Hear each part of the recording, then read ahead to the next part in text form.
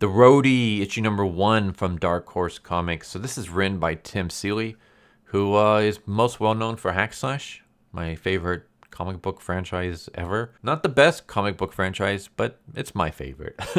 Tim Seeley, I have a love-hate when it comes to his writing. I love Hack Slash. I love some of his other stuff, Imaginary Fiend, some of his supernatural stuff. But then his superhero stuff is really bad, in my opinion. I hated any of his superhero stuff.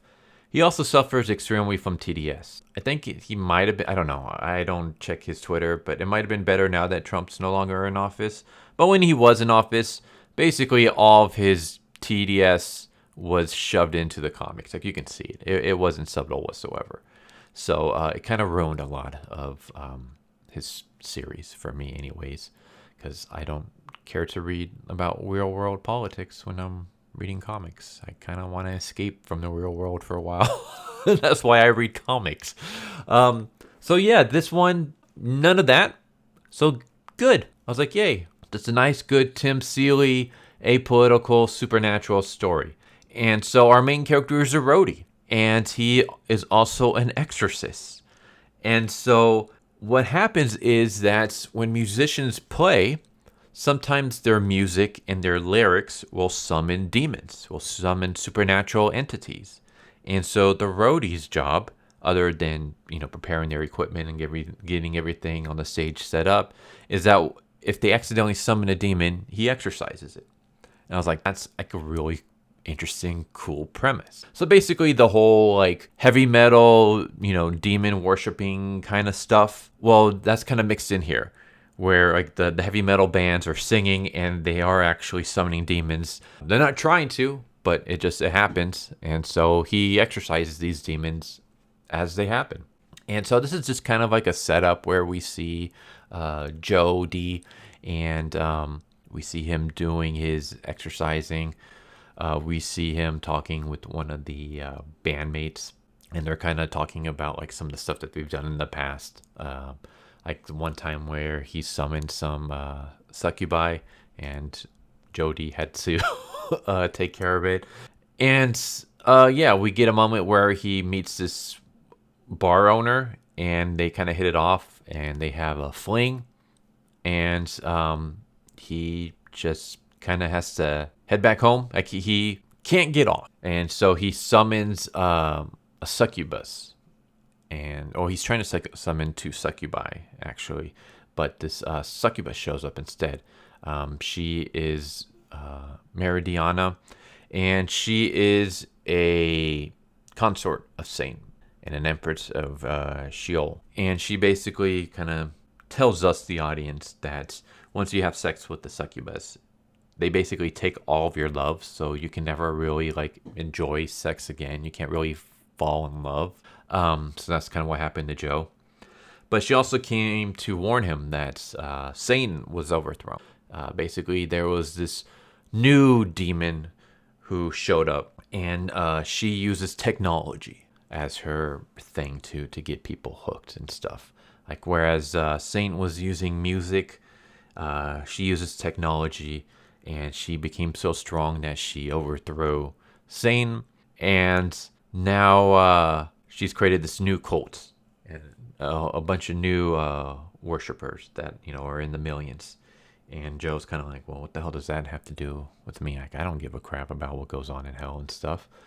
And she tells them that there's been a new target for assassination. Basically, one of my daughters is living on Earth in human form, and she possesses a great talent in music. She's able to be influenced by the blood that runs through her veins to spread Satan's influence again. So she could possibly gather more followers for Satan so that he can overthrow this new queen. And the queen obviously is aware of this. And she's basically sending out a bunch of assassins out to target this new singer. And once again, Joe's like, why should I feel bad for Satan's daughter? I don't give a crap. Let the assassins kill her. And the succubus tells them, Satan isn't the father. You are. This is your daughter. She is born from us. And so now Joe has a new mission. He now has to protect a rising artist who is being targeted by the Queen of Hell's assassins. And there's a little bit more. I'm not going to really spoil it at all. But yeah, I was like, oh, this is a pretty interesting series. We got a Roadie. We got demons and succubus. We got titties. We got sex. We got a guy trying to protect his daughter by a bunch of demon assassins and cult members and stuff. So yeah, this was a really interesting read. I enjoyed it. I hope it continues. I hope Tim Seeley doesn't ruin it with his ham-fisted politics. But yeah, interesting start. I'm interested to see where it goes. So yeah, art's okay. Story again is okay.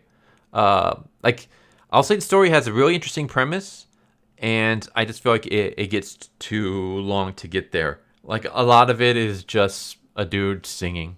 So I would have liked a little bit more of the actual exorcising demons, and then a little bit more of the daughter. Well, I'm assuming he's going to show up and meet his daughter in the next issue, but basically it feels like there's a lot of good ideas, and then it's just kind of stretched out in this issue. Like I feel like a lot of this feels kind of like filler, but we'll see. It is the first issue. Usually the first issue, it's weird because before, first issues used to be pretty quick. Like they would have a lot of action going on. Like I've done some retro reviews lately, or at least I've recorded them. And yeah, it's like people are telling like entire stories in just one issue, which is awesome. Whereas nowadays, I feel like modern comics, they feel like they're written more for TV shows than they are for comics. Like it feels like people are writing, like they're like, oh, I wanted to get a script sold, but Netflix and Hollywood isn't really interested right now. So instead, I'm going to write my script as a comic book, and then maybe I can get attention that way. So it feels like that's what's going on. So a lot of comics feel like they're in like TV shows. And the first episode, you get some interesting stuff, but it can also be pretty slow because you're trying to build up these characters and tell their story and stuff, and kind of paint this world and where you're going with things. And that's kind of what this feels like. This issue feels like it's more of just introducing this character and just kind of trying to paint this world. So we don't get too much like action or, stuff. It's just kind of world building, which if you enjoy that, then great. So yeah, I'm kind of rambling at this point, but there you go. There's the Roadie, issue number 1 from Dark Horse Comics. I say it's off to an interesting start. It did enough for me to check out issue 2 once that eventually gets released. So yeah, we'll see where this goes. Anyways, hope you enjoyed the video. See you next time. Take care. Later. So what'd you guys think of that video? I hope you guys enjoyed. If you guys haven't already, please subscribe, hit that bell for a notification, leave a like if you enjoyed the video. And if you didn't enjoy the video, thank you for watching it this far, and I hope the next video is more to your liking. Feel free to check out the playlist that you guys see, and I hope to see you guys next time. Later.